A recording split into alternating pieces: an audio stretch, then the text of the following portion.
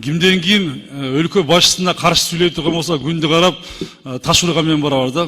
Ал таш өзүңүзгө тийиши мүмкүн. Мында кичине бир сыйлап мамлекетке ушунда биздин өлкө башчыда эч ким 30 жылда эч ким андай жакшы иштерди алып барган эмес. Садыр Жапаровду колдоп, аны сындоого чакырган Фархат Исмаиловдун мамлекет башчыны күнгө салыштырганы социал тармактарда бир топ талкууга калды.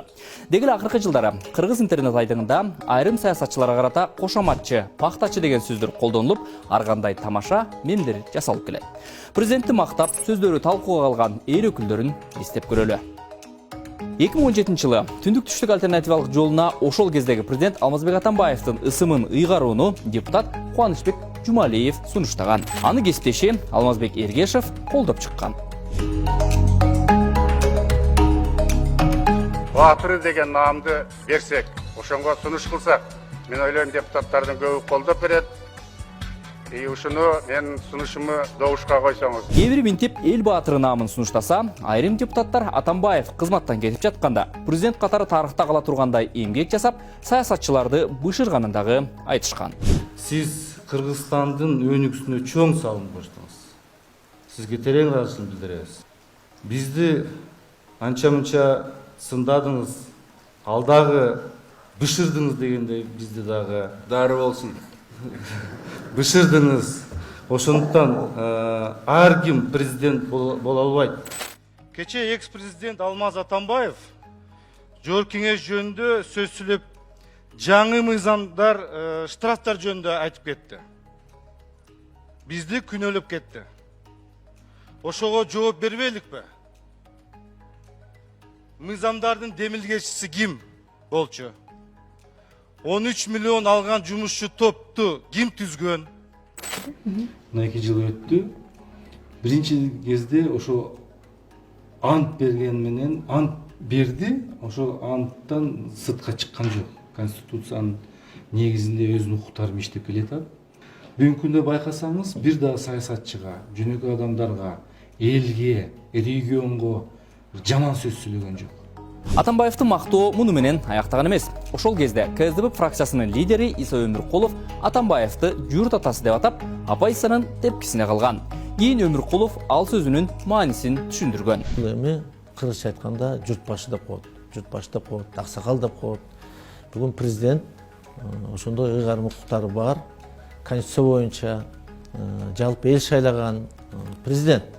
Антке менен Өмүркулов Атамбаев кызматтан кеткенден кийин анын ишмердүүлүгүн кескин сындап, кол тийбестиктен ажыратуу демилгесин колдогондордун бири болду. Учурунда сүйлөсө болот эле.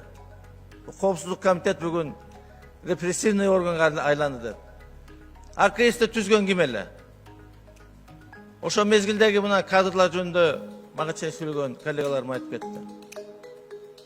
Сабатсыз, тажрыйбасы жок.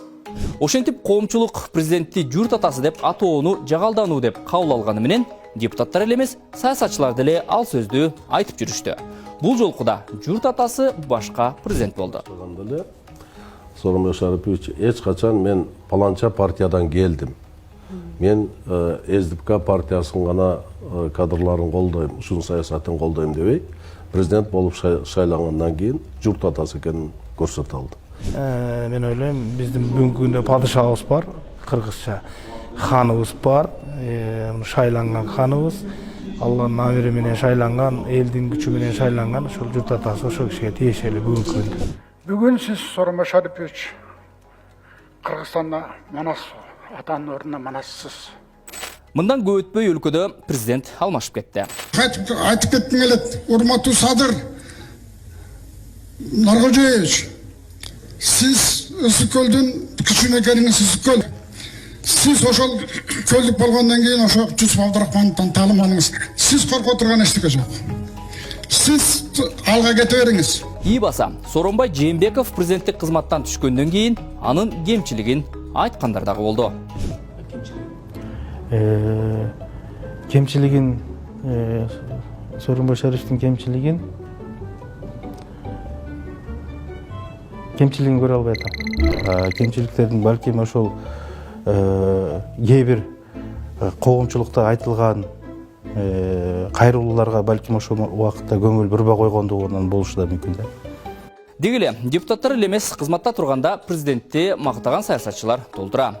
Мисалы мамлекеттик кызматта жүргөндө ошол кездеги президент Сооронбай Жээнбековдун саясатын колдогон Балбак Төлөбаев парламентке келгенде деле мамлекет башчыны колдоорун айтып жүрөт. Мен Сооронбай Шариповичтин саясатын баштан бери колдоп келатам. Мөөнөт 3 күнгө чейин ушул киши менен кызмат кылып берейин деп ачыгын айтайын келип иштеп жүрөм.